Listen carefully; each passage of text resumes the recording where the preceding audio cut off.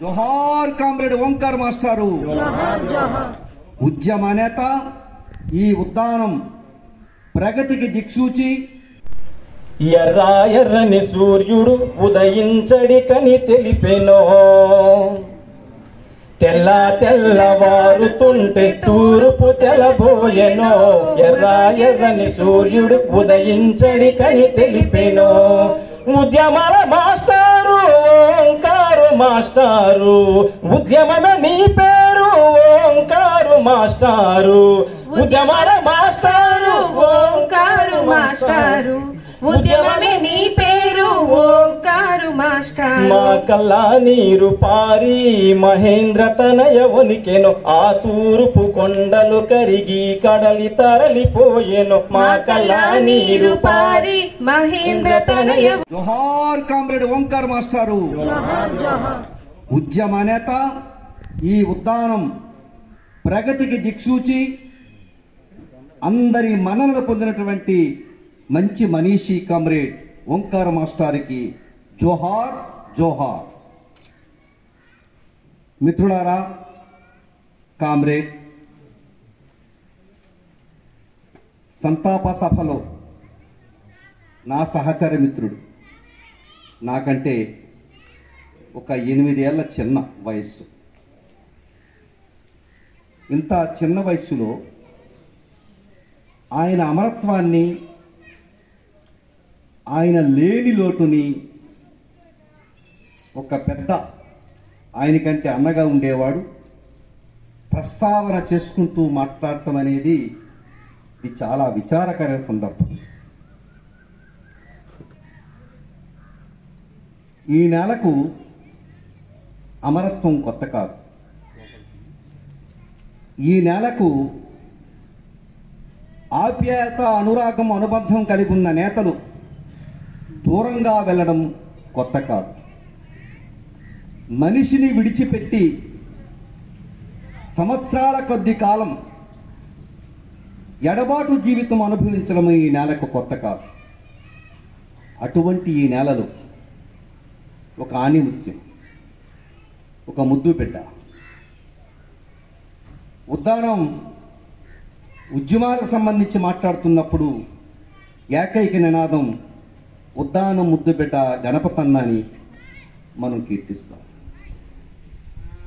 మాస్టర్ల గురించి మాట్లాడుతున్నప్పుడు శ్రీకాకుళ పోరాటానికి వెన్నుదన్నుగా నిలిచిన వెంపటాపు సత్యం మాస్టర్ గురించి మాట్లాడతాం. విప్లవోద్యమానికి సంబంధించి మాట్లాడుతున్నప్పుడు ఒక సత్యమూర్తి, ఒక గణపతి, ఇంకా చెప్పుకోబట్టి కొండపల్లి సీతారామయ్య, ఒక పైలా వాసుదేవరావు. మాస్టర్లు అని చెప్తున్నప్పుడు, పాఠాల్లో పిల్లలు చెప్తున్నప్పుడు, లేకపోతే పత్రికా కథనాలు రాస్తున్నప్పుడు వాళ్ళంతా ఉపాధ్యాయులే.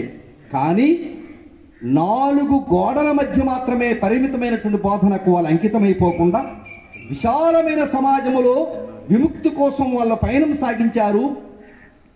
తన విద్యాబుద్ధుల్ని సమాజానికి చెప్పడానికి, చైతన్యం రగిల్పొచ్చడానికి వాళ్ళు నాయకత్వాన్ని బాధ్యత వహించి ముందడుగు వేశారని వాళ్ళందరినీ కీర్తించారు.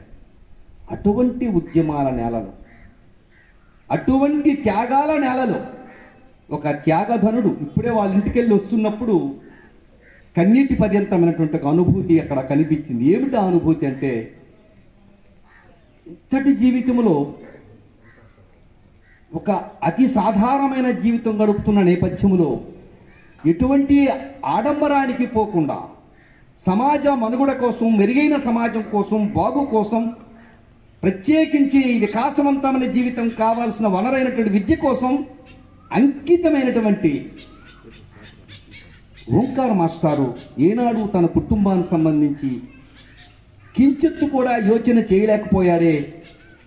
చాలామంది మాస్టర్లు వాళ్ళ ఉద్యోగాలు చేసుకుంటూ ఇంటిని చక్కబెట్టుకునే క్రమంలో కొంత మెరుగైన జీవితాన్ని పొందిన ఈ పరిస్థితిలో, సదుపాయాలు కలిగి ఉన్న ఈ తరుణంలో ఓంకార్ మాస్టారు అట్లాంటి సొంత విషయాల్ని గురజాడ చెప్పినట్టుగా కొంత లాభము అనేది, సొంత లాభం అనేది కొంత లాభం అనే పదం కాకుండా వాటన్నింటికి జోలికి పోకుండా విషమత్తు లేకుండా మొత్తం సమాజం కోసం 4 గడుల మధ్య బోధన సంబంధించి కాలం అయిపోయిన తర్వాత మిగతా కాలం అంతా కూడా సమాజం కోసం అంకితమై పనిచేయటం అనేది ఇక్కడ జరుగుతున్నటువంటి ఈ మొత్తం అభివృద్ధి చిహ్నంగా ఉన్న ఈ ఒక్క సాక్ష్యం చాలు.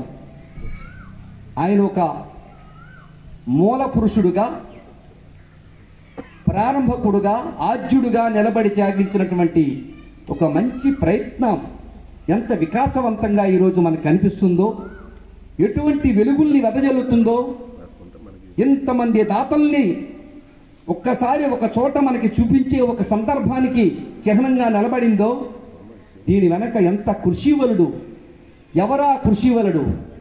ఆయనే ఒక వేగుచుక్క, ఆయనే ఒక దిక్సూచి, ఆయనే ఒక మొనగాడు, ఆయనే మనందరి మనసులను దోచుకున్న మహామనీషి కామ్రేడ్ ఓంకార్ మాస్టర్. ఓంకార్ మాస్టర్కి సంబంధించి పార్టీలకు అతీతంగా, కులాలకు అతీతంగా అన్నిటికీ ఒక్క మాటలో చెప్పాలంటే ఈ ఊరు ఆ ఊరుని కాకుండా జన్మనిచ్చిన కన్నతల్లిలా ఉన్న మాకన్నపల్లి, అది కన్నతల్లి మాకన్నపల్లి, అక్కడికే ఆయన పరిమితం అయిపోకుండా నీలావతికి విస్తరించి బొట్టపాడుకు ప్రయాణం సాగించి ఉద్దానమంతా కార్యక్షేత్రం చేసుకొని ఈరోజు ఉద్దానం విద్యాభివృద్ధి కేంద్రంగా ఉన్నటువంటి ఒక ఆలయాన్ని, గ్రంథాలయాన్ని నిర్మించడం అనేది గొప్ప విజయమే కాదు, తరతరాలకి ఇలా చెయ్యొచ్చు అని చెప్పినటువంటి ఒక ఉదాహరణగా నిలబడినటువంటి చారిత్రక చిహ్నం. ఈ నేల అనేక మంది త్యాగాలు, అనేక మంది విజయగాథలు మనకు చరిత్ర పుటల్లో పేజీల పుటలతో అందించిన పుస్తకాలుగా మన ముందు నిలబడింది. ఇదే నేలలో అందరి సరసన,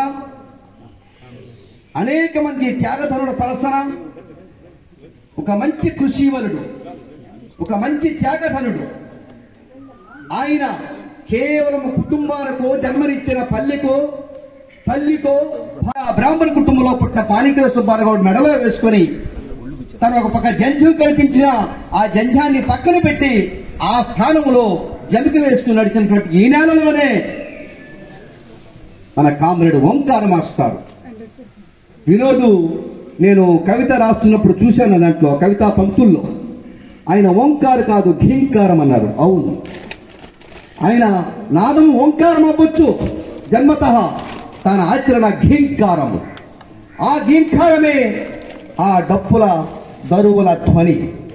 అది మెడలో వేసుకున్న ఒక ఉపాధ్యాయుడు తాను తక్కువ టై చేసుకుని పాఠాలు బోధించి తన ఇంటికి హాయిగా 2 వీలర్ మీద 4 వీలర్ మీద ఇంటికెళ్ళి హ్యాపీగా కుటుంబంతో ఉండాల్సిన ఈ రోజుల్లో, ఒకనాడు బతకలేని పడి పంతుల నుంచి బతుకు మెరుగైన పరిస్థితి ఉన్న ఈ పరిస్థితిలో ఆ మాస్టారు మెడలో అది వేసుకుంటూ జజ్జనకరి జనారే జనక జనారే పదండి ప్రవాహములో మనం అడగందే, నిలదీయందే, ప్రశ్నించందే ఈ సమాజం బాగుపడదు. అనగారిన జనం వాళ్ళు అడగందే, గగ్గోలు పెట్టందే, ఘంకారం వ్యక్తం చేయందే విముక్తి కాదనే ఉద్దేశంతో తాను ఎక్కడ సాగుతున్న పోరాటం అక్కడే తానై ఆ డప్పుల దరువులతో మనకి మోత మోగించాడు కామ్రేడ్ ఓంకార్. అది ఒక్కటి చాలు. ఆచరణ శీలత్వానికి సంబంధించి అనేక మంది ఉపాధ్యాయులకి ముందే ఉదాహరించిన అనేక మహానుభావులు, అట్లాంటి మహానుభావుల స్ఫూర్తిని ఇన్ని పేజీల్లో చెప్పుకున్న ఒక పేజీ